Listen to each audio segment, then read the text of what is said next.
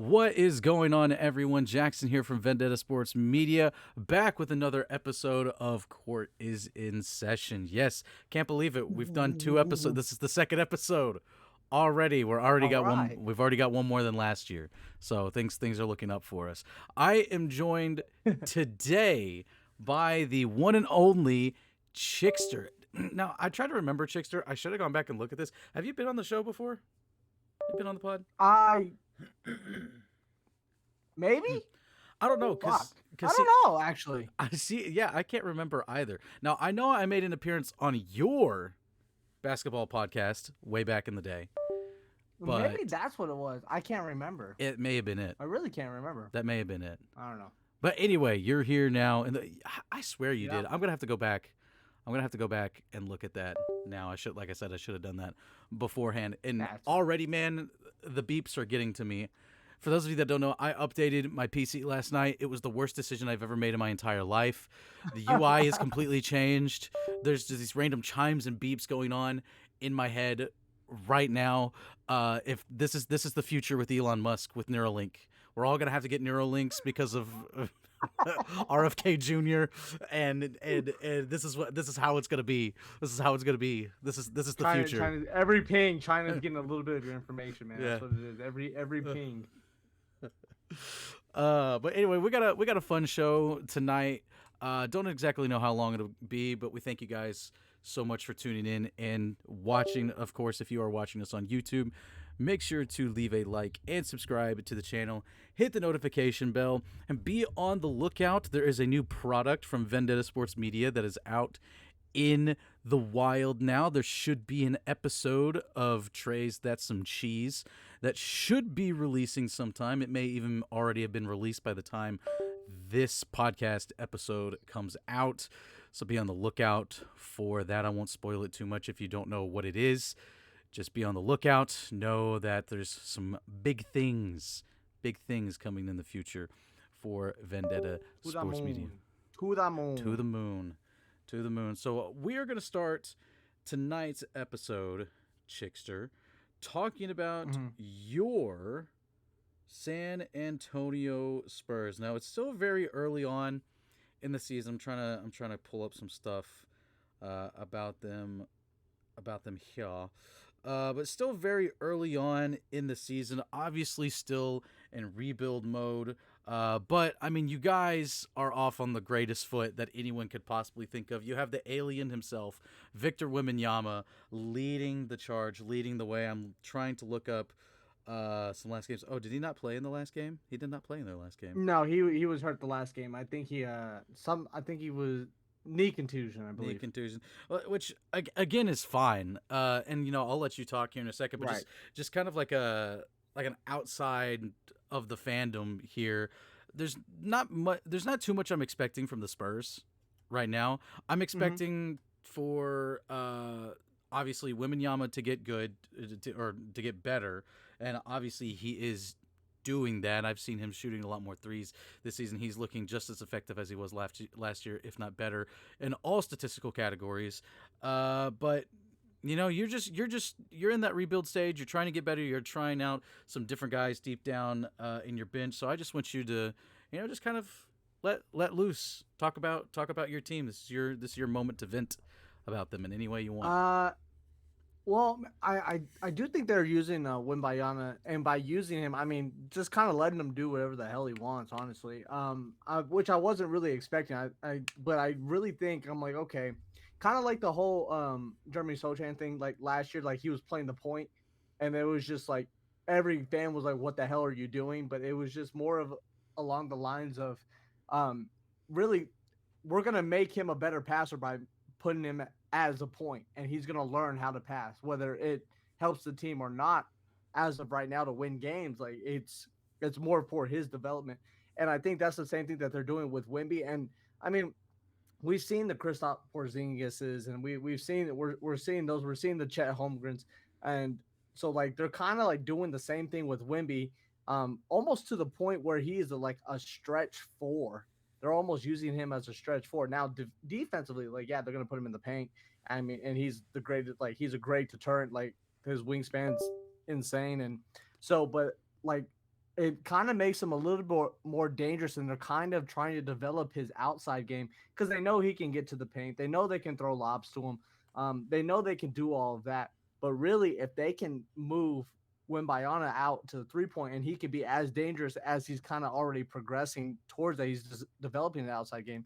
Um, it makes the Spurs that much more dangerous. No matter how like who really they have on their team. I mean, they got Champagne on the like making plays, and he's becoming a Spurs name for now. Like, and that's not possible if you don't have Wimbayana, stretching out the floor and getting even their big, even if you're getting a 4 or 5 out there to guard them. I mean, you're pulling some away from the paint and letting these other guys have a chance.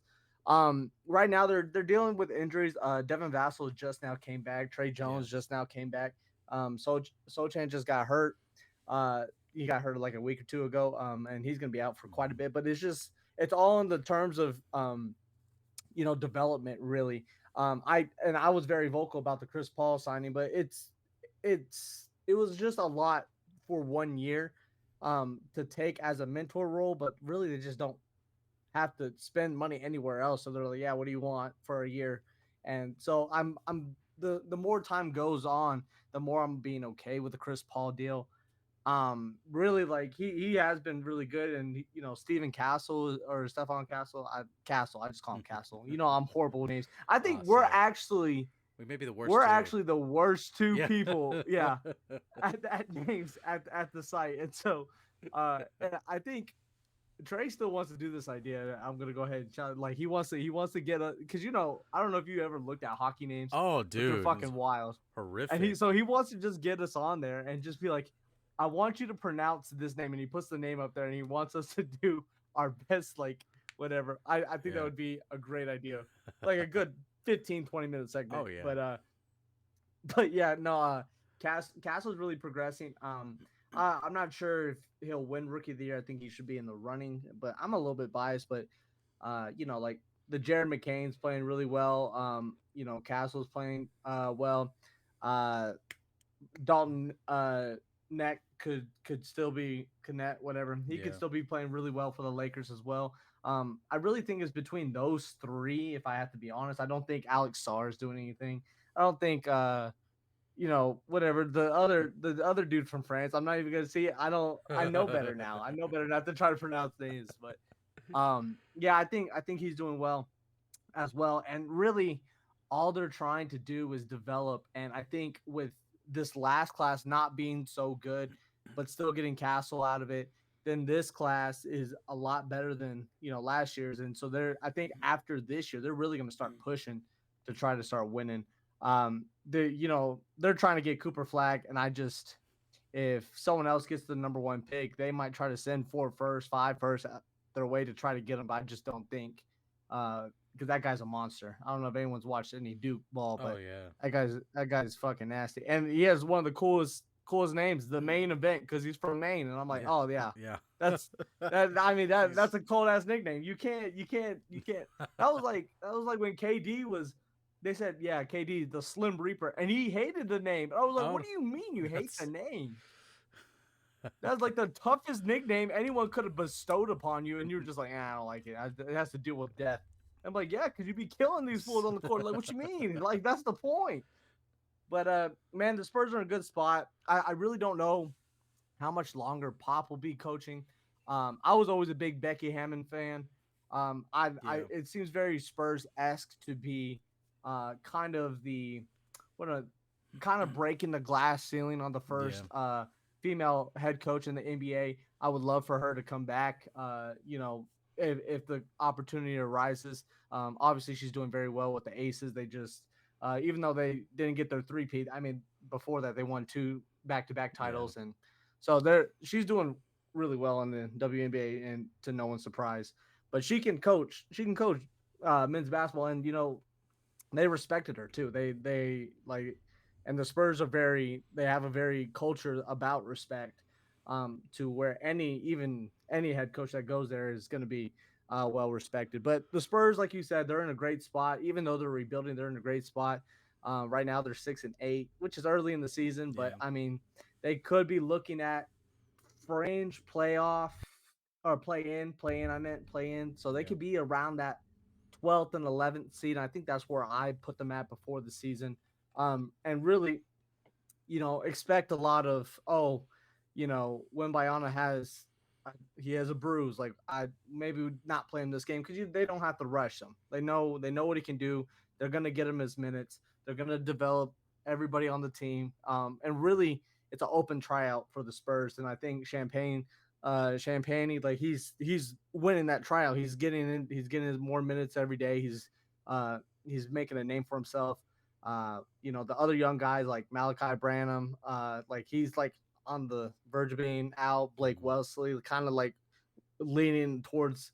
So all those other guys really have like an open tryout to see if this is someone who we want to the Spurs want to keep. Like Trey Jones I'm worried about that. Like he got I think 2 years, 10 million a year, and Yeah. so I'm kind of worried that he's going to be gone after this free because I really do like him as a guard, Mhm. and during the whole Germany Sochan experiment last year, everyone was mad that Trey Jones wasn't starting, and I was just like, you got to have a long term vision for this type of shit. But Trey Jones was definitely the better pass first guard, and he would feed Wemby every time he chanced, and I mean, so there's a lot of things they're doing there. It's about development though. They're trying to make Wembyana the best player that he can be, and that's being a scorer on all three levels, which is frankly, you know, frightening for Oh my any God, yes. NBA, like for everyone else in the NBA. And I'm happy to see it. I'm glad the Spurs got him as anyone else be, but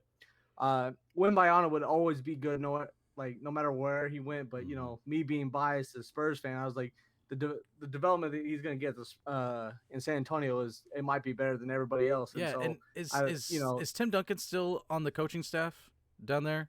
he I think he's like a consultant, kind of like Okay. Manu. He's like a Okay. he's like a consultant, and Tony Parker's a consultant. They like you can say they're coaching that day. They'll say Tony. Like I saw, I follow some Spurs, kind of local Mhm. shit, and they're like, oh, Tim Duncan's in the building today in the facility. So he's not in the facility every day, but consultant. He's like, Yeah. hey, maybe he goes in and helps him, and it's Mm. frank. It's so scary because you see Tim Duncan and then you see Wimbayana, and he's like towering over him, and it's just like Yeah. it's bizarre. Well, again, So I was just thinking of it's like who better to teach Women Yama than a certified Hall of Famer and probably the best power forward in the history of the NBA, Tim Duncan. Hot mhm, take there. Not yeah, so much a hot take in my personal opinion. That's too not too much of a I hot take. I think I think it should be. I think he gets a little bit underrated. And I could see it. Like he's not a very loud guy. You can say, oh well, he had Manu, he had Tony Yeah, Parker, but and he had Greg Popovich, he's winning the but MVPs though. Like yeah. regular season and finals MVPs. Like those do more talking than any talk that you could say on the court. Well, and he didn't talk. He was very like he would kill you silently for 35 points and 12 rebounds, and you're just like, oh man, he got a couple buckets, and you're like, fuck, you got 28 and 12, like shit, you just don't notice it, but everything's fundamental, and I could tell you, man, he was gonna go like back shoulder, baseline shoulder, and he's gonna go off the glass. He could tell his opponent that, and he was gonna go in. Like he practiced that shit so much that it didn't even matter. Like if he missed, it was him missing. It wasn't the defense did anything to Mm-hmm. contest it. He missed it on his own. So, Yeah. but Well, yeah, I'm excited to see how Wiminyama develops. Obviously, to win in this league, especially modern NBA, you've got to have not just your superstar. You've got to have a full team around you. I don't think he can pull a LeBron James. And what year was that? 2006, 2007. What year was it? uh, 07 because the Spurs won the final that year, Gotcha. Okay, or was so it 08? No, no, 08 was Celtics. was Celtics, wasn't it? Yeah. Yeah, so yeah, it was 07. Okay. Yeah. So yeah, I don't think he can do an '07 LeBron and take like freaking Mo Williams and Yeah. Big Z, and there's another. I forget the dude's name. That had like the big poofy hair, but was like the other center. Uh, Um. Yep, that guy. Yep, we're just was it you know you know Was it Varejao? Is that his name? Varejao. Yeah. Anderson Varejao. Oof. Dug in deep to the member berries there to try to get that name pulled But to out of be there. fair, the East and the West are so much tougher. I know, tougher. I know. I meant to make a comment about this the other day in the Slack, and then I think I saw that Matt. Shout out Matt. Anytime I say Matt, Trey's gonna be like, who? But I mean, we all know who Matt is. I've been saying Hannafan lately. Yeah, I just yeah. he's got a name that it's just you got to go with the last name. I feel like. But I think I saw where he pointed this out on Twitter. But it is in the East. I think it was this was like the other night before the Knicks won, when the Knicks, before then, they were 5-6 and they were the 4 seed in the East. So I get it. We're only That's tough. 10, 11 games, or 15, basically like 15 games into the season. But the 4 seed in the East had a losing record. They were not at 500. The Knicks currently sit still in 4th place at 500 at 6-6, and then everyone below them, of course, does not have a record above 500, and this is including Detroit and Indy, who are currently taking up the 5 and 6 seeds, meaning that they would get an automatic bid into the playoffs if the playoffs ended now. Detroit, by the way, Detroit. I need to. That's all you really need to say. Detroit is a playoff team at this point in time. And that's what you need to know about the standings in the East. Yeah. That's how the East is right now. My Grizzlies, as injury ridden as they are, and I'll say some comments on them here in a little bit. I won't take too much time. Last episode was very much of a therapy session and putting Taylor Jenkins on the hot seat. This is going to be kind of a mixed bag type of deal. But them currently sitting at the 8 seed at 8-6 would be tied for the 3 seed. They'd probably be the 4 seed right now. No, actually, they beat Orlando, so they'd have the tiebreaker right now. So they'd have the tiebreaker at 8-6. But yeah, I'm excited to see where the Spurs go. I think definitely it's a weird situation, especially as a fan for you, because I feel like you want them to do good, but you don't want them to win too much. Like, you obviously want to see improvement. I'm a Raiders fan, Jackson. That's where I'm at right now. I was silently rooting for the Dolphins to win. I want Shador Sanders or Cam Ward, man. Yeah. Like, right now it's like don't get blown out. Like, don't embarrass me. Yeah. Like, be competitive. Yeah, like, put up don't a good fight. like that's like, you coach a sport and I coach a sport. Yeah. Like, you never want your team not to be competitive. Yeah. Like, be competitive, and then it's just like, okay, well, don't win now. I was very proud of our baseball team last year. We faced a team that made it all the way to the state semifinals. We played them in the first round of regionals, which is where we got knocked out at. We lost to them 2-0. Oh yeah, so you were in the game. Oh, we were in the game 100%. It was like we only got a few hits that game, but it was still like, man, great job, guys. Yeah, like one like we get one guy on base and we get a good hit. Like, we're in this thing, guys. And the crazy thing too, the 2 runs were unearned runs. They were on errors. Oh, that's the tough part. That's the tough part. Yeah, that's where it's like, you killed me. You killed me there. I know. So we'll definitely keep a close eye out on the Spurs. May have to have you come back later on the season, especially towards draft season, as March Madness heats up, and we will see, kind of take a look again where that'll give us a good idea of the landscape, which of course, you never know. You could be blessed by the lottery gods. They could actually, try a little bit, and then Adam Silver pulls a little bit of strings in the background, and I gotta do some I gotta do a lot in this world if the Spurs somehow win the lottery and get Cooper Flag. I gotta go out and I gotta volunteer every day, and like, I gotta do a lot of good in this world to repay that back, because, man, like, the Spurs are winning titles after that, so I gotta do something. Okay, so I've already brought it up a little bit. We'll move on to my Grizzlies real quick, just simply because, all right, this my show. I could do whatever I want. That's how I feel. You know what I'm saying? It's like, do what you want, Jackson Law. Yeah. Not too much in the way of a therapy session. Just kind of like, we just can't stay healthy, man. That's the thing. We just can't stay healthy. And the crazy thing with Ja, and I'm even more of a Lakers hater now. I don't even want to say the name of the guy that did this because it's just some bum role player on the Lakers who undercuts Ja as he's going up for a lob. And what's crazy to me is that's like only the second or third dunk attempt that Ja has had all season that he gets hurt on. He's actually lessened his amount of dunk attempts and drives to the basket in favor of trying to find open guys on the wing or dumping it down to Edie or Jaren or someone to lessen his injuries because he knows how important he is to the success of this team. I have noticed it. Like his first year, he didn't care. He was going. Oh, I know. He was coming out for blood. I know. Well, now, I mean, obviously, could he still do that? Yeah, but it's more important for him to stay healthy than to get like those one or two. I mean, he's gonna have the greatest almost dunk mixtape already, and he's year 4 in. That's gonna be. That's a YouTube like Hall of Fame video for it, like basketball. The greatest what if dunks in history. Right.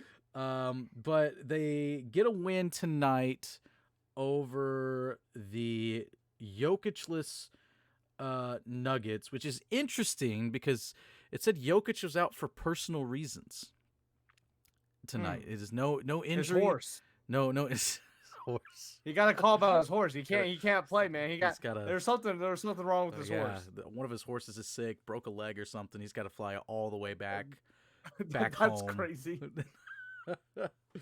He's like, my horse can't play. Horse. Horse hurt. More important things. He's already given up on the title. He's got to run back home, deal with his horses. But it's just unfortunate because the injuries keep piling up. Zach Edey had to go out for a little bit tonight. He hurt his ankle a little bit. Ja is going to be out until probably early mid-December, which is about the time when Gigi Jackson's going to come back. Both of them should be back by Christmas, which is, again, unfortunate because the rest of the team is sort of healthy right now. Most of everyone's on a minutes restriction right now. Like Desmond Bane was on a minutes restriction tonight, so he got to like 22, 23 minutes, and it was over, and he didn't play for pretty much most of the fourth quarter. But, yeah, it's just a tale of being injured and, needing Ja out there. Games like against the Lakers or the Warriors, they were fairly close games, but injury-ridden, man, and it sucks because – we had, let me ask you this. Let me where do you put the Nuggets, or not the Nuggets, the Grizzlies? Like, what is the goal for the season? Like, what is that? The goal for this season, the ultimate goal for me, I would love it if they could make it to the Western Conference Finals. Okay. Like, I'm not saying they have. I'm not saying they have to win a championship this year. I just want to make an appearance to the Western Conference Finals. Like let me put this in perspective then, because I do like, this is like Chinese farmer, right? Right. Lately I've been big Chinese farmer with the Raiders. Okay, so yeah, I'm like well versed in this shit now. Okay, if the goal is not necessarily to win a championship this year, then what you're doing is kind of like what the Spurs, I guess, but like developing players that don't, because in the playoffs, as like in the playoffs, benches are super important. I mean, that's when coaching, that's when like your bench is very important, because you're gonna have to throw matchups, and the 7-game series it's cutthroat, it's surgical. So even though it sucks, and even though like especially early in the season, and I mean you could still make a late round push when everyone gets healthy. So it's just I think it's great right now that the Grizzlies are getting those guys some playing time, and even if they're injury riddled, and then like when they come back, it's more of a question of how to mesh together. But I mean, as long as those guys are getting that, because game time, you need game time development. Like that's all, that's part of the game. So I can't say I hate it for the Grizzlies for right now, especially because I was like, I'm not sure if the Grizzlies have it yet. Like I feel like they need a something. It when you see it. Like you're just like, no, I get they that. Need that. I get that. And to me, I think that dude that really is that has the potential to push them over the edge is Gigi Jackson. Him kind of taking center stage last year with all the injuries. Him and Vince Williams both really jumped out last season. This season, it's been Scottie Pippen Jr. He's done an Yep. amazing job stepping up. He's basically become Tyus Jones, which is something that we missed last year. So when Ja was missing all that time, we did not have a proper playmaker. Scottie Pippen Jr. has been that. Jaren Jackson Jr. is looking back in form like he was 2 years ago when they won over 50 games, were the 2 seed in the Western Conference, won a playoff series against that was the year before that they won. Anyway, but then Jalen Wells, like, you want to talk about rookies stepping up. Jalen Wells and Zach Edey both. And in fact, the two of them have been on top of the Kia rookie ladder. I mean, I get it. That's pretty arbitrary. And Yeah. I'm not gonna base anything off of that. But Jalen Wells has looked phenomenal. He's an excellent bucket getter also. Not so much in the way of playmaking, but he struggled a little bit tonight, and then he got it going as the game went on. Like I said, Edie got a little banged up there, but he's been an amazing rebounder. And then Luke Kennard has stepped up as a playmaker also, which is interesting. He's been getting Dude, around. you want to talk about something? Do you remember? Well, of course you remember, but the infamous all the max free agents go to Hmm. the Yeah, the Pistons. Pistons. Yeah, yeah. And so, like, what's funny about that was part of my plan or whatever, which I am desperately, like, I'm desperately, like, I am so misquoted on that. Okay, that I was, you know. Anyway, the post is I had a plan of what the Pistons should do because they were awful, Yeah. and that somehow got misconstrued as I said all the max free agents are going to Detroit. Anyway, but it's a running joke now. Every time someone brings up the Piston in draft or like free agency, so I'm waiting for it. I'm wait. It's usually Carl, Jackson, Trey, Garrett. Uh, Herrick does it sometimes. I think Herrick said it once, but it's just I'm always waiting for it. But my plan was to build around Luke Kennard. And that was when I thought he was okay. And then I was like, then he like fell off the face of the earth. Yeah. So he Here's must the have saw my post and wasn't ready for it. I know. So Here's the thing. Here's the thing about Luke Kennard. I love everyone loves the idea of Luke Kennard. They love the yeah, idea of him being one of the best shooters in the league. Like I said, he's developed the ability to pass the ball, get a few assists here and there, but the man is an absolute negative on defense. yep, It's atrocious. And it gets to the point where, and again, I don't put a whole lot into like the plus and minus analytics type deal. yeah, It's interesting for, like, some players, or like the winning minutes, losing minutes, different stuff like that. It's just a tool. I don't base a whole lot in it. But for someone like Kennard, if I had up here the points that he has scored and the points that he, like, the other team scored as a direct result of his lack of defense, even if it wasn't his guy scoring, he's got to be at a net zero. And yeah. you have to determine, Double-edged sword. yeah, It's a you double-edged have to sword. determine if that is, can you live with that? And Yeah, right now, and because it's like Memphis has historically, even still, hasn't been that great of a 3-point shooting team. I've got their stats from tonight up. They went 13 of 39, so ouch. 33%. 33%. Yeah. Yep. It was even worse one of the other nights too. I mean, it was horrific. It was like almost high 20s. He's like the only guy outside of Desmond Bain that you can confidently say when he shoots a three, yeah, that's going in. Yeah. And there's other guys that have been working on it, like Jalen Wells has been hitting his threes.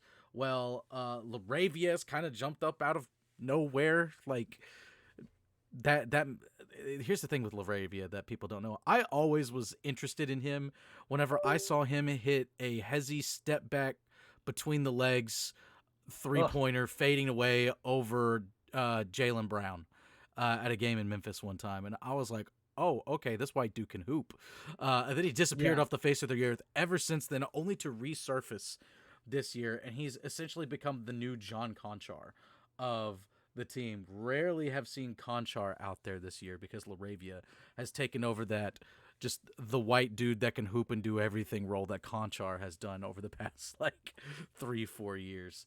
Um, but yeah, and again, it's a weird spot because it's like when they're fully healthy, they're good enough to compete, but then it's like they're missing some things. So it's like trying to compete and develop players at the same time because that's what they were doing with players like Zaire Williams, David Roddy, and those two guys just like really didn't work out all too well. They ended up sticking with Laravia from that draft, and he's turning into an okay prospect. Maybe he fills in, a bench role. He plays, tonight he played 20 minutes. Maybe you get 15 average of him the regular season. Maybe you get a few minutes in the playoffs. But a healthy Grizzlies. I just want to see a healthy Grizzlies team. Marcus Smart, another player who is out. Although I ranted about him quite a lot last week because he looks kind of out of shape and looks like he does not want to be in Memphis. And I would be more than happy to package him in a deal for somebody. That would be a positive to Memphis. Maybe even the next subject that we are going to talk about. Oh, what a segue. What a segue. What a segue here. And the person in question is someone that is a multiple-time MVP, has won a title, but his organization is absolutely letting him down. And if I were him, I would be simply demanding out because there's nothing more that I can give to the city or the team. I've done everything I wanted to do. And that is, of course, Giannis Antetokounmpo. Now, Chickster and I we mentioned this a little bit before the show. Brian Weinhorst of ESPN kind of put these rumors to rest a little bit. He did talk about that, they are looking to trade someone, but it's not Giannis. It's probably Chris Middleton, who's kind of, is he even alive? Like, I have not seen that man, it feels like, in years. What makes me mad is, like, Chris Middleton can hoop. Like, even last year, after they got Damian Lillard, I was like, he is severely underutilized. Like, just because you trade Drew Holiday away, who Drew Holiday did a lot of of the defensive kind of assignments for the Bucks, and you get Damian Lillard, like it almost like said, okay, Damian Lillard can score now. Chris Middleton, you don't have to score. And instead of putting another scorer on to make their offense a little bit more dangerous, and you got like Giannis, who doesn't really have that. He can't score on all three levels consistently. Like, if you put Damian Lillard and Chris Middleton and Giannis on the field or on the court at the same time and try to maximize their minutes together, like, Giannis is going to have the paint. If he doesn't have the paint, then Damian Lillard and Chris Middleton can play outside. And, like, I don't know, I kind of just, I felt like he's been underutilized, and even now more than effort, like, even though I guess he's out with an injury, but I mean, it's just like, I haven't heard anything about Chris Middleton when he's coming back, wherever. I don't know what they're doing with him, but yeah, it's bad. When you look at this roster, there's names on this roster that I really like, like Bobby Portis, workhorse. He's one of the you're a big Bobby. You're a big Bobby Portis. Listen. You're a big guy. I remember back, and I will always remember this. It was when we did the fantasy site draft for the NBA a few years back. Not fantasy, but just like where we all were the managers, and we were or mock draft is what I meant to say. Mock draft. Right. And you were a big Bobby Portis guy. I was a big Bobby Portis guy, and in that draft, LaMelo and Anthony Edwards got taken in front of me.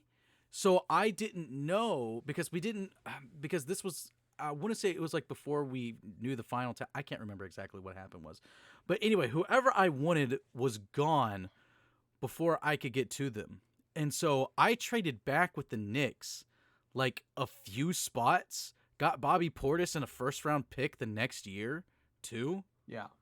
And this was when you were chilling. I was chilling. I was fine. I remember getting flamed in the chat for that. and I never, I don't know enough. I didn't know enough about him at the time, so I can't. I It wasn't me. and I did not, had never felt more vindicated when he later got traded to the Bucks and was a big part of that championship run. So shout out Arkansas Yeah. legend Bobby Portis. But Brooke Lopez could still hoop.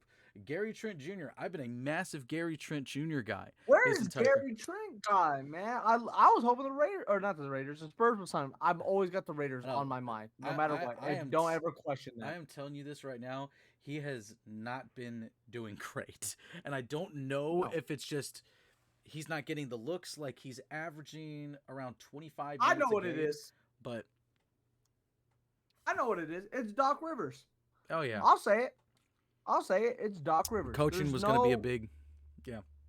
There was no. First of all, I don't even remember the dude from last year. I can't come to the name right now, but what was the point of firing him when he had a winning record? And then ever since that, Doc Rivers has been horrible. Yeah, he has been like. We need to stop hiring coaches based on their name, and Doc Rivers is a clear indicator of that. Doc Rivers, about a decade ago, would have been one of the hottest names, and now you're just like, what? What is the point? Like, Doc Rivers has not been good. He hasn't been good for about 5 years, and that's generous. You could argue a decade. Man, I don't know if this is a hot take. I tried to do a hot take thing with Trey last time, and he's like, "Those aren't hot takes," and I was like, "Yeah, because you agree with me. There's a lot of people out there that may not." But I guess a hot take I have about Doc Rivers is that I don't think he's ever been as good of a coach as some have led on to be. Like, he's one of those coaches that can win basketball games, but when it comes to a championship, he only has the one championship simply because the talent on that Celtics team was too good to fail. You could say the same thing for Budenholzer or whatever. Budenholzer, you could say the same thing. Yeah, you could kind of say the same thing. Yeah, dude win regular season games, and I think right now he's being exposed as a bad coach. But like I was talking about earlier, when you become to those playoffs and it becomes 7-game series, it becomes a lot of coaching, how you're utilizing your players, and it becomes all of that. It's not just like, yeah, you won games, you can win individual, because like when you're playing night in and night out, yeah, you game plan for these guys, yeah, you have coaches that game plan, yeah, you do this, yeah, you do that. But then, like, you make it in a playoff series, you're making adjustments. You're like, okay, we're going to do this to this guy, see how they respond to this. If they do this, then we're going to do this. And then if they do that, we're going to do that. Da, da, da, da. And it's a chess game. Like, before the game, like during the series, during the game, it's a chess game of just right there, because it's not one game anymore. Now it's like you got to win 4 of these hoes. And so Doc Rivers has never been that guy, and I can agree with that. I can agree with that. But I again, man, just to go back to Giannis specifically, if you when you look at this team, if I'm Giannis, I'm gonna put myself in Giannis's shoes, and you could do the same, and I'm sure you'd agree with me with this, because we both kind of work on the same wavelength here. It's the foreheads. It is the foreheads. But when you look at the direction of this team, is there anything positive?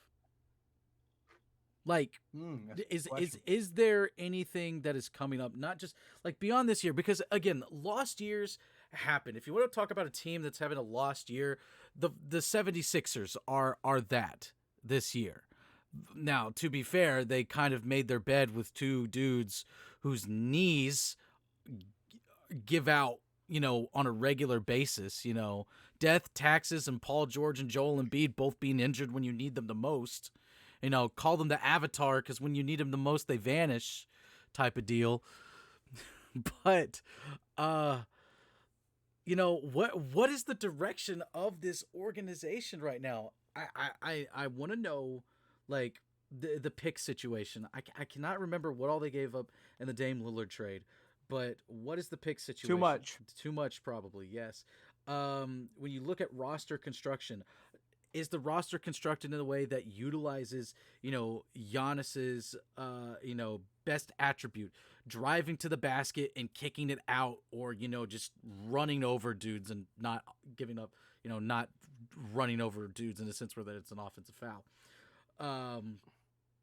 The cap situation. I'm sure they are in cap hell right now just from Giannis and Lillard alone, and I'm sure Lopez and Middleton are costing them a pretty penny as well.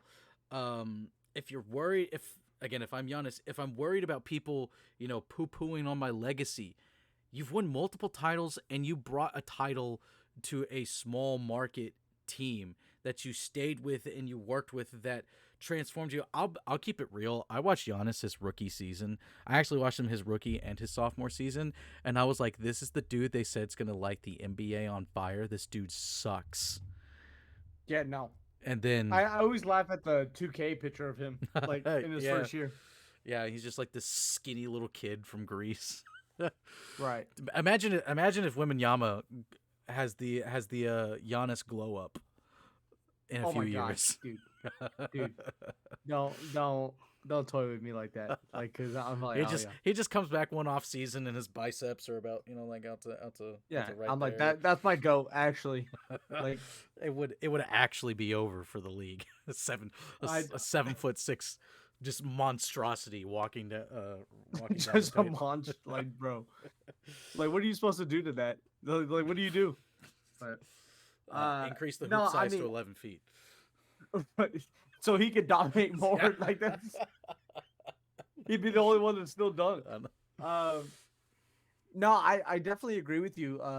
Like the Bucks, they don't have a direction, and it's like, hey, they won a title, and they're like, okay, and say what you want, like they won that title, and then afterwards, like it just they kind of was just like not as good, and maybe that title run they got all the stars aligned for them, and then it wasn't supposed to happen again, and they're still trying to stay relevant. Let's not forget that is also the KD toe on the line title. If it is. If KD actually doesn't have his toe on the line, then the Nets probably win that title. If that dude doesn't have fucking hockey sticks, for fucking feet, like, yeah, dude, like it's done. Like, I mean, like no one could take that Bucks title away from it, and I'm not dismissing it at all. Like they won every playoff series. Yeah, you could say, but you could say KD toe on the line, but you can find something in each title run. Like, well, maybe if this didn't happen, so no one's taking that, but it's like now you got to cut the ties. Like you can't. But I think that's what Giannis is hinting at. Like Giannis, he comes off as a goofy guy, but dude's not dumb. Like he's made generational money. He got his deal or whatever, so he's made generational money, and it's just like now he likes playing basketball, and so he's like, I don't want to play for this shitty ass team that has no direction. Doc Rivers is a shitty coach. Like I don't want to play for them anymore. And that's completely reasonable.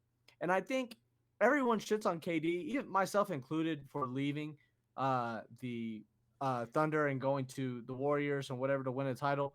But really, he became the fall guy, like, because that just wasn't something you do. It wasn't something you do. And now he became like, oh, not the guy that said it was okay, but it was just like it's not looked as bad anymore as like people question loyalty and stuff now. It's just like, well, like you said, Giannis came, he delivered a title. He should be able to allow, like, no one wants to fucking be in Milwaukee. I'm sorry, no one wants to be in Milwaukee. The only people who want to be in Milwaukee right now is because of Giannis. So like the Spurs could trade for Giannis, and it'd be like they trade like whatever they want. It's okay. Yeah, imagine trying to guard Wembanyama and Giannis. Giannis. I already mentioned Giannis doesn't have the 3 levels of scoring, and Wembanyama is he's developing that. But go ahead. Go ahead. I brought up the pick situation and I brought up the cap situation. It's much worse than you think. Oh, you looked it up. No way. It's much worse than you think. So is it like the Saints of the NFL? Kind of. Are they like that? Here's what we got. Oof. So here are the picks that they currently own right now that could be tradable. They hold a 2026 first round pick, but New Orleans holds the rights to swap with the pick. No picks in 27. So no pick in 25. Also, it's 24. We're not even to this point yet. So 26 swap. 28 is a first round pick where Portland holds the right to swap. Oh, they won't. So first round pick protected for selections 15 through 30 if Portland has not conveyed a first round pick to Chicago by 2027 for Milwaukee's 28 first round pick. And then they hold another pick swap with Portland in 23. There's no 29 or in 2030. There's no 2029 pick. So it's not till 2031 that they have their own first round pick. Yikes. And especially if they trade Giannis, that's a big yikes. That's a big yikes.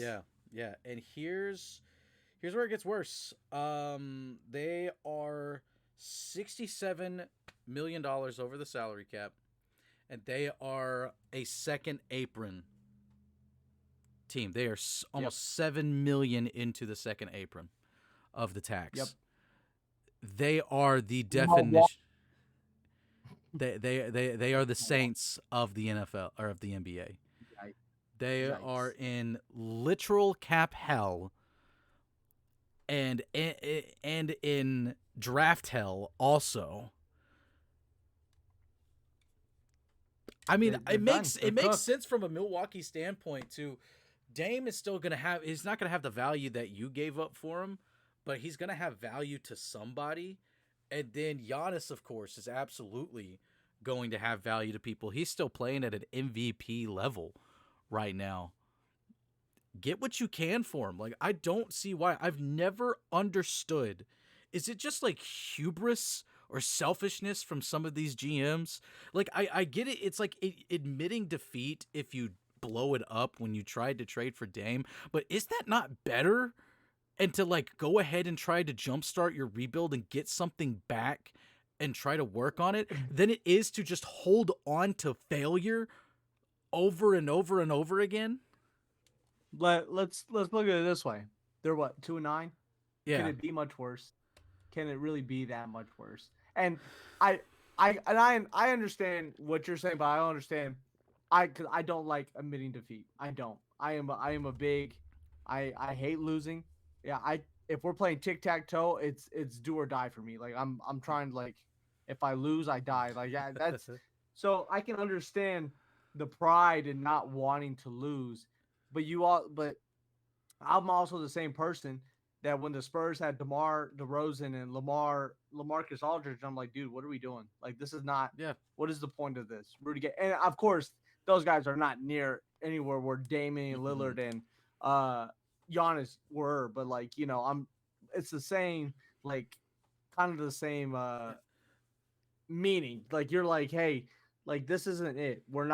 We can look at this team right now and say they're not going to win a championship. They can make the playoffs all they want. They can turn it around. They're not winning a championship.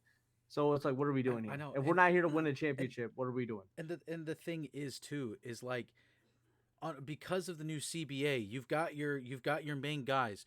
You need those draft picks, so that way you can draft your bench. You can draft your depth. They can't do that. And the only way that they could is to leverage their future even more. Meaning that you're going to have to take further down the line when Middleton's knees are going to be shot, when Giannis is probably going to be ready to leave because he wants to try to go win another championship somewhere else, when Damian Lillard, when he's not as quick and that three-point shot ain't falling like it is. You're going to have to leverage more of your future to try to stay mediocre right now. Yeah, that's where reality has to hit you, and you have to say, and you have to go to ownership and say, listen, I know this is going to hurt ticket sales a little bit, but there is a collective bargaining agreement.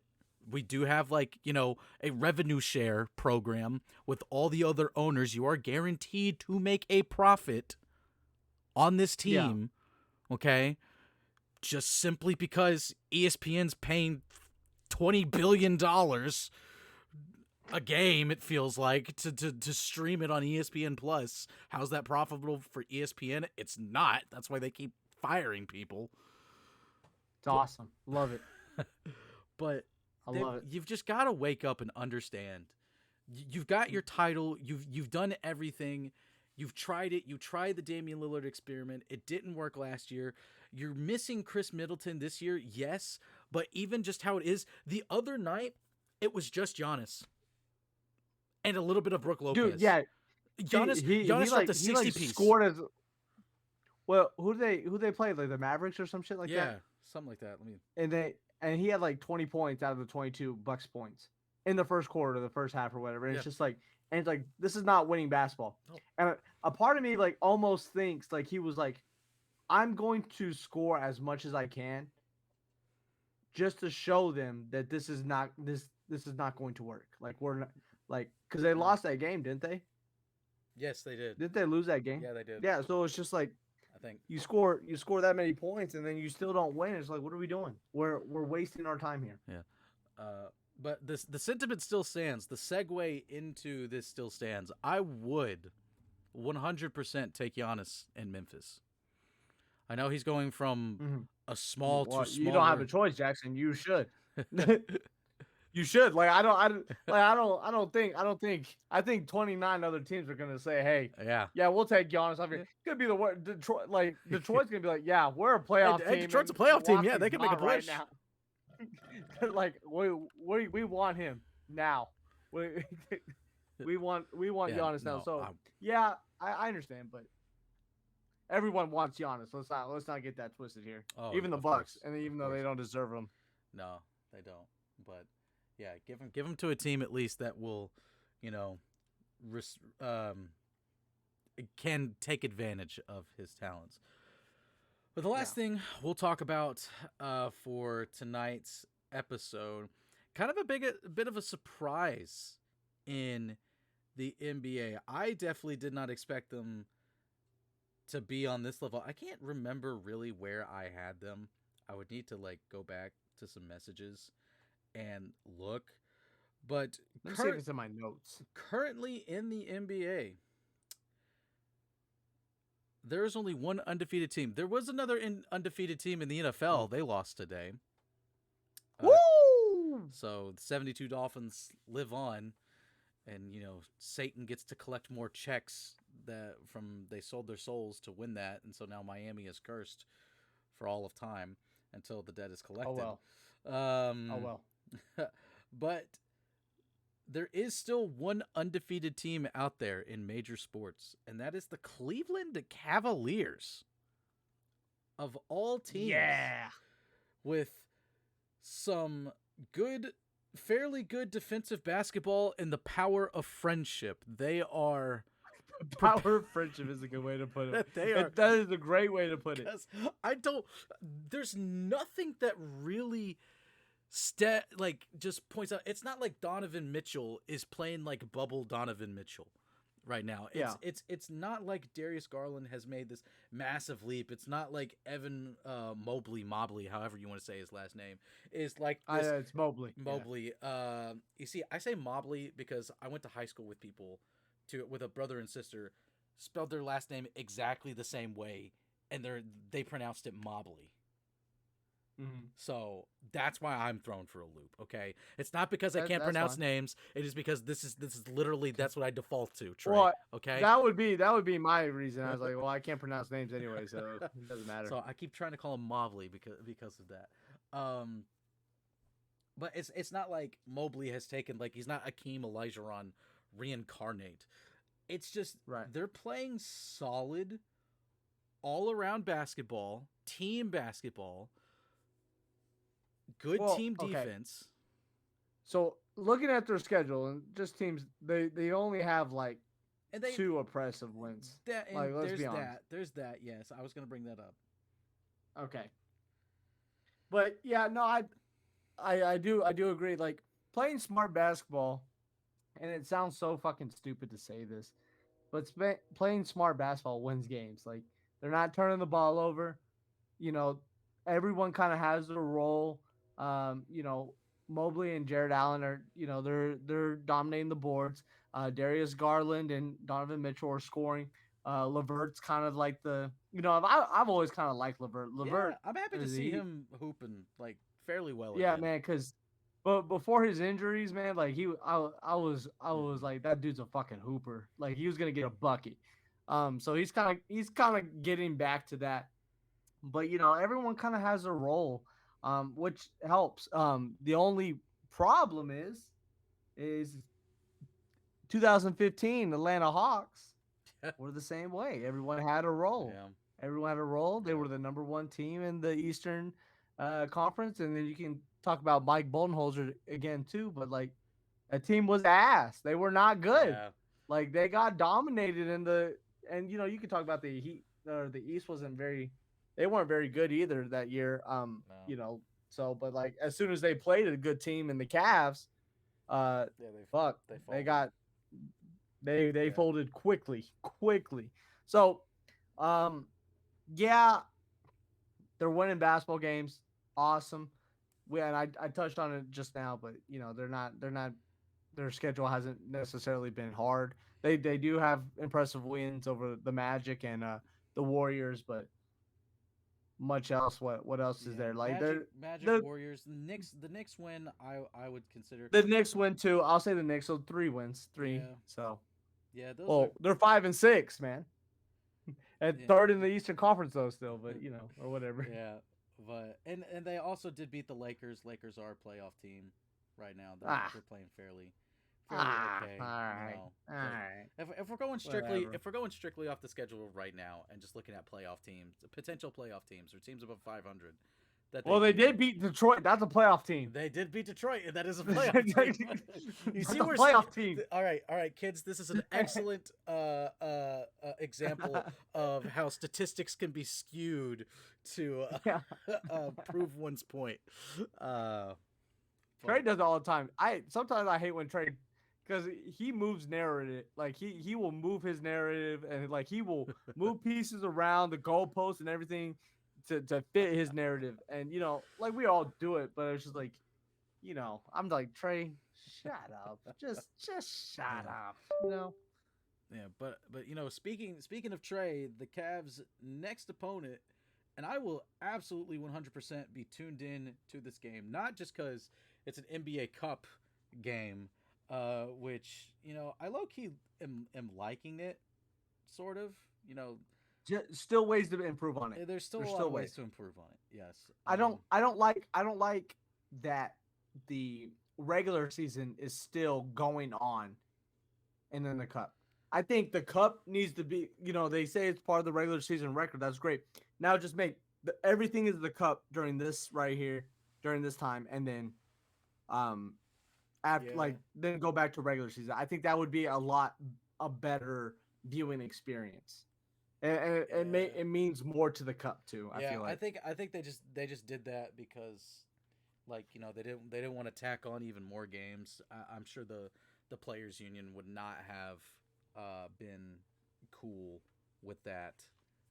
No, Um, just every two nights a game, every 2 nights. Like that's how I feel like, kind of like the March Madness tournament, and then you yeah. got whatever. I don't know. They could always just extend the season a little bit. Like a few weeks, like deeper into Yeah, April, like closer to May. I I think the problem is that, and this is me just because I'm a math teacher, but it's just like scheduling, like time things. They don't ever give it to math teachers. Give it to a math teacher, and I promise you, like shit will be right, and you why do we not have NBA games every day? Yeah, you can talk about TVs, whatever. You can talk about networks. I don't give a shit about all that. Hmm. Okay. Like I feel like if you want, you should have NBA every day, giving teams proper rest between each game to if you really want to improve the NBA viewership, and it's down right now. Yeah. Um, you got you have to find like especially you Hmm. can't put 10 games on one day and to be like, why is NBA viewership down? Like that, like that's if especially if you want people to learn more about the NBA players and other players. Like if you want teams to know who the fuck I don't know his last name, but he's on my fucking fantasy team. But the dude from the Raptors starts with an O. But whatever. Like if you want people to know who the fuck that is, like you gotta space out these games Yeah. to where like so I don't know. There should be 3, 4 NBA games, 5 NBA games every day, no matter if Thursday night football, Saturday night football, whatever. I don't give a shit about that. I Yeah. think I think if you're gonna compete with it, you're gonna have to have NBA every day. Oh yeah, and I mean, obviously, Adam Silver is not against that. You know, he encroached on the NFL's. Or no, wait, no, the NFL did that to him. Yeah, yeah. No, they The took NFL, Christmas away yeah, from the him. NFL encroached on them. There's still no NBA on Thanksgiving, but now there's NFL on Christmas. That was the NBA's thing. You know, Yeah, and they let that happen. Adam Silver got his chain stolen. Yeah, that was a little submissive from him. Yeah, You kind of know how he is now. Yeah, he is a bottom for sure. No, late night NBA talk. You know, Yeah. just Okay, so you did welcome back. you did bring up one thing. I'm going to extend the episode a little bit. You did bring up one thing, and that's the viewership in the NBA. So this will be the last topic we talk about tonight. To finish my last thought, I'm excited to see them play the Celtics. If they could beat the Celtics and go 16-0, that might be their most impressive whistle. No, they're not getting past that psychopath Joe. You know, yeah, Joe Mozzarella. I don't know how to say his name, but but they're not getting that dude's a fucking, and I love him. I fucking love him. I do too. He's a fucking psycho. I aspire to be him. You know what I mean? Yeah, he's gonna be like he's gonna pull like a. You know when you think about, this is the history nerd and history teacher in me. You know when you think about Constantine the Great, his story. Yep. Yeah. So you're gonna have to teach me that one. All right. Day. Yeah.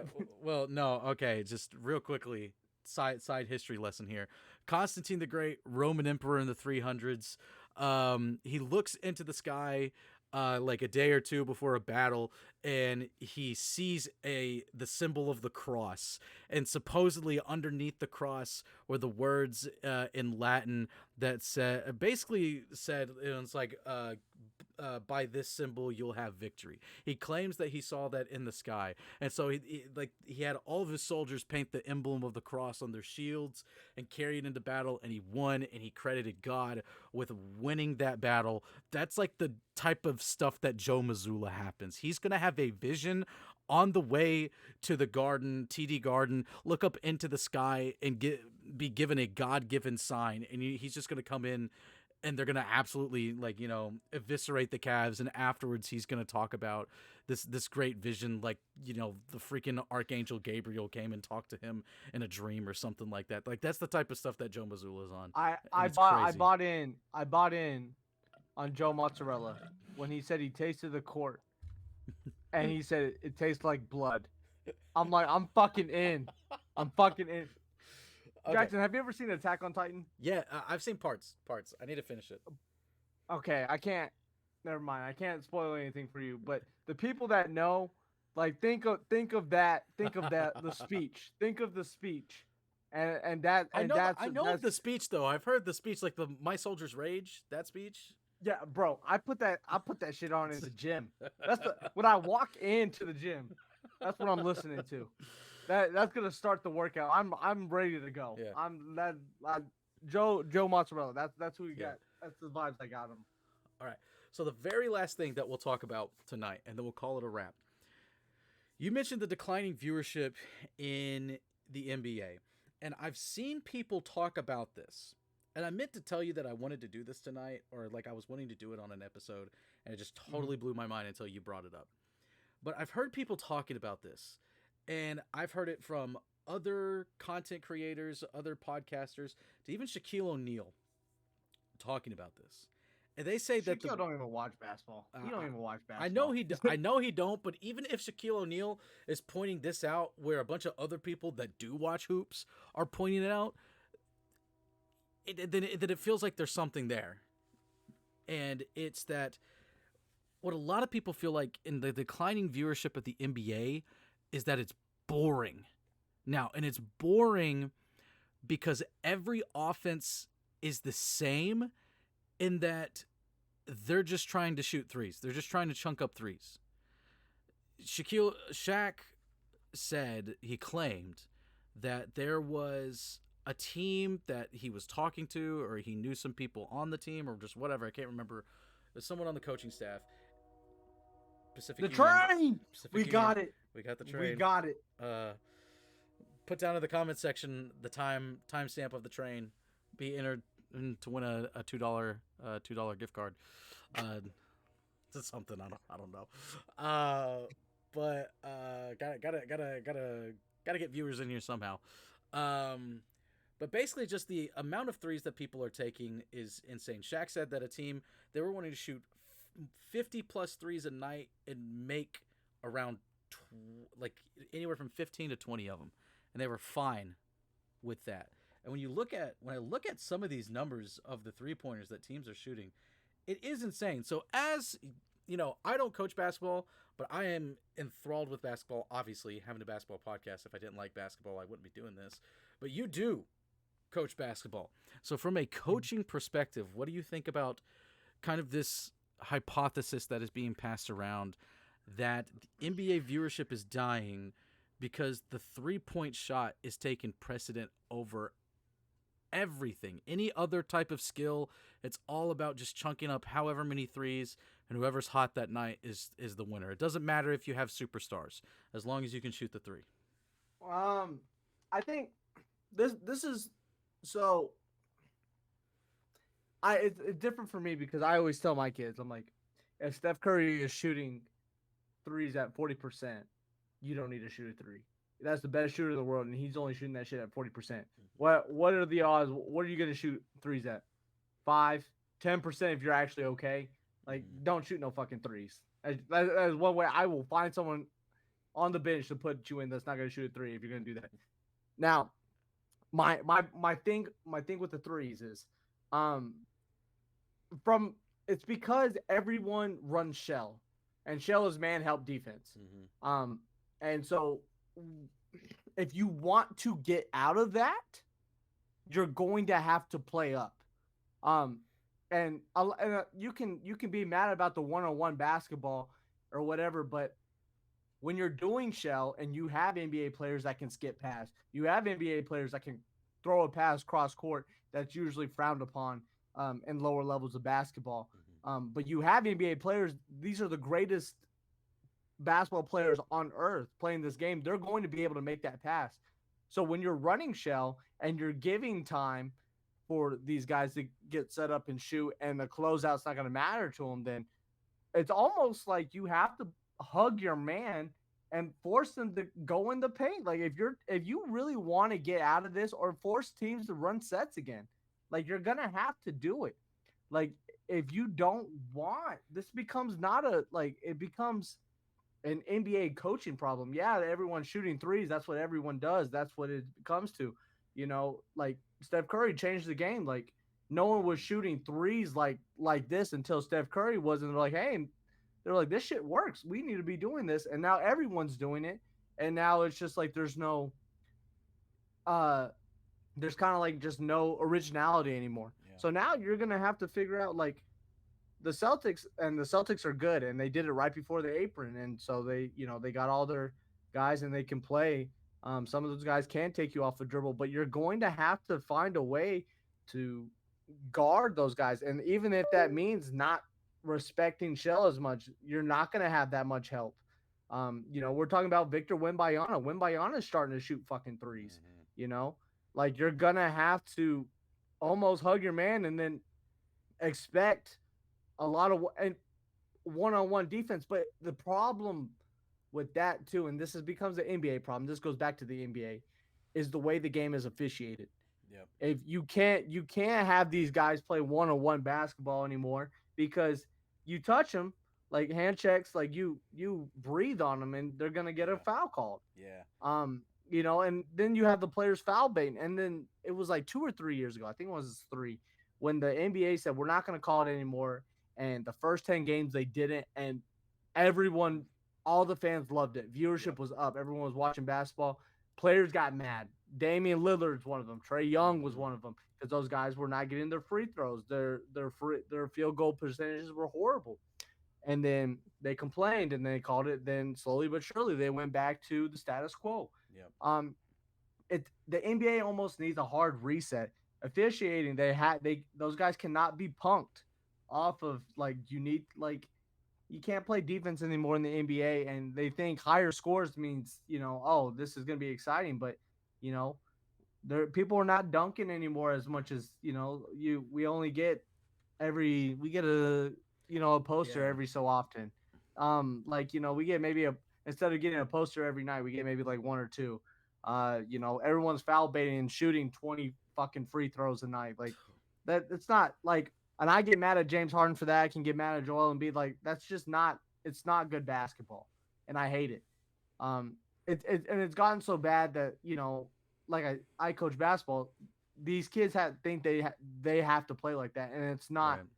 it's not good basketball, man. Like No. NBA players get away with it, but whatever. Yeah. No. You I know, agree. it's Just from like watching my the high school that I work at, our basketball team, um, they shoot a good number of threes, probably more than what you should be shooting at a high school level. There's like one kid that can consistently, I'd say he hits probably around 30% of his threes. And like even when I played, I was like a quote unquote 3-point specialist. So I'm the dude that they would run like, like double screen sets, get me on the wing, get me in the corner type stuff. And like but even then I was shooting maybe like two or three threes a game, and I always felt like that was high for high school comparatively speaking. But and just kind of like our team, like my high school's team, I feel like they're always the best when they're driving, when they're screening, getting to the paint because they're super tall, they're super lanky, and their defenses break down when you get to the middle. Like yeah. they break down. Like that's the point. Like, and if people were driving and then I don't know. It's yeah. I'm Yeah. with you though. Sorry. Yeah, but no, and like I get it, I agree, because I've been frustrated with like Memphis's defense. I feel like everyone has an incredible shooting night when Memphis when they play Memphis, and I do think a lot of that is they collapse. They've always consistently had one of the best, like a top 4, top 3 interior defense, but perimeter defense, it's always felt like it's been bad for them. So I wish they would figure out a way, and maybe it is hugging, literally nearly hugging whoever it is. It's just it becomes down to you got to go back to the officiating. You got I to know, be I able to agree. let these guys I play agree. defense and It's then no one go wants to do that, 1v1. and you Because can't. It's impossible yeah, as a defender to do that. it's good because they what they did is they made a paradox. It's like you can't if you drive, cool. Like someone's gonna help and you get to the three is driving dish game, cool. Which was a respected manner, but now that everyone shoots threes, it's like shit. And then if you're like, all right, 1-on-1, he goes to the paint, it's gonna be a foul called. Like I know, and I'm more surprised when fouls aren't called when they go, and that's the and problem. and I'm seeing it again, and I've seen it a few more times this season with increasing frequency, because they're not calling it the way that they were calling it like a year or two ago, like you said, but that one where they just kind of stop and then they jump to the side because the defender is trying to run essentially around them or try to cut them off at an angle, as a defender is going Yeah. to try to do. And they just stop and then they clearly move to the left or to the right wherever the defender is. It's not a natural shooting motion. We're just back to Right. the default contact goes in favor of the offensive player. Yeah. And I Like if hate you it. run if you Hate run it. like a if you did like a veer move, it's getting called it's getting called a foul. Like if you bump in and you go away from it, it's getting called a foul. Yeah. Like it's horrible. And then they're surprised. It's like, well, yeah, when no one wants to watch everyone shoot threes all the time and then shoot free throws all the time. Yeah. It low key gets a little boring. And that's why I will say the one thing I have enjoyed watching the few Lakers games I've seen so far is simply because JJ Redick does run an interesting offense. You can clearly tell that. He runs a lot of sets. Yeah. I I really I've been trying to on Twitter. I've most of my feed now. I've been trying to add more to my portfolio, man. So I've been a lot of college shit and then a lot of Mm-hmm. JJ Redick shit. It shows his actions and it's showing all that stuff, and it's really kind of helping me dive deep into Yeah. like the X's and O's of basketball, and it's really cool to see. But like they're not running offenses like colleges do. Like they're No. they're saying, hey, be the best player on the court. Okay, when they collapse, drive the ball, shoot the three, whatever. Yeah. Like there's no reason why PJ Tucker should be fucking shooting threes. Like Yeah. let's be honest here. Yeah. And even like 12 years ago, I remember my head coach was like, "Hey, if you're gonna watch basketball tonight, there's NBA on and there's college hoops on. Go watch college hoops. Do not like if Yeah. you want to be a better basketball player, if you want to, you're actively watching the Seriously game though. to see how to be a better player. Go watch college hoops." That's what they Uh, told us every single I time. I wish, and I say it every year, and I'm never disciplined enough to watch as much college hoops as like the basketball purists and like Hannah Fan Yeah, and yeah. like and Shout Carl out, Heiser shout and out, the shout out to Jim Arrange yeah podcast. and yeah Cervantes a part of that. Carl Heiser got a interview question in to Notre Dame coach. That was awesome. Yeah. I was happy for that dude. That dude knows his shit. Uh, he fucking knows his shit, Mm-hmm. man. But it's, like college basketball definitely like it is fun to if you especially if you kind of a little bit know about X's and O's. College basketball is definitely a good watch because man, you get to watch Yeah. real basketball. Yeah. You don't get so people say that about college football, but I still think the NFL is superior to that. College football is exciting though. I've watched more college football this year than I ever have. So Yeah. Well, Chickster, you got any closing statements you want to make? Any hot take, confession you want to get off your chest? Anything at all? You don't have to, but no hot takes at this time. I'm still waiting. I feel that that's why I wanted to take like this whole thing and not make it a weekly thing. The NBA is just like it's so constant, like it's constantly going on that I feel like, and like things are changing that like almost like 2 weeks need to go by before we can clearly say yes, no, left or right on something. Simply Because something because you say last week could change the very next week. I know. Like we're here, talking about how bad the Bucks are. The Bucks could rip off 10 straight, and they're above 500. And You know, basketball's like that. It's Bas- a game. It's a game of runs, man. yeah. It's a game of runs. So, We're saying Cleveland. Oh yeah, they're pretty good, but they're the 2015 Hawks, and maybe they win 22, 23 in a row before they finally lose a game. That type of deal. I don't know. It's I kind of agree with you. I don't really have hot takes at this time. Other than if you really want better NBA viewership, you got to finish that. You got to fix the like reffing issue, and then you got to coach a little bit. Like you're gonna have to do a coaching change, coaching adjustment, and fix the scheduling. You can't have 8 to 10 games on one day.